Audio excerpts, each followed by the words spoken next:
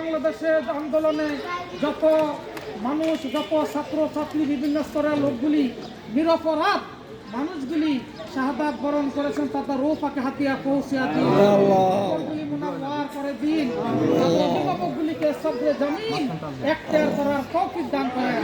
যারা বাংলাদেশের বিএনপির বিভিন্ন অঙ্গ সংগঠনগুলি নেতা কর্মী আছে, তাদেরকে সৎ এবং যোগ্য নেতৃত্ব দিয়ে দলকে এগিয়ে নেওয়ার তৌফিক দেন আল্লাহ। তাদেরকে সবর করার তৌফিক দেন আল্লাহ। শান্তিপূর্ণভাবে রাষ্ট্র পরিচালনায় জনগণকে নেতৃত্ব দেওয়ার জন্য তৌফিক দান করেন আল্লাহুম্মা আনতাস সালাম ওয়া মিনকাস সালাম وإليك يرجو السلام تحيينا ربنا بالسلام وادخلنا الجنة دارك دار السلام تبارك ربنا وتعاليك يا ذا الجلال والإكرام। আমাদের কালাম ভাইয়ের বক্তব্য শুনেছি।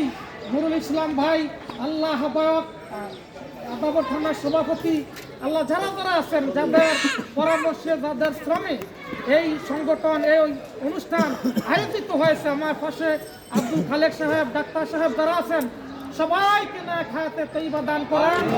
সব যোগ্য পরামর্শ দিয়ে এই মহল্লা এলাকাকে, ওয়ার্ডকে এগিয়ে নেওয়ার তৌফিক দেন আল্লাহ। আমাদের ইমানে, আমলে, রিজিকে, হায়াতে বরকত দান করেন।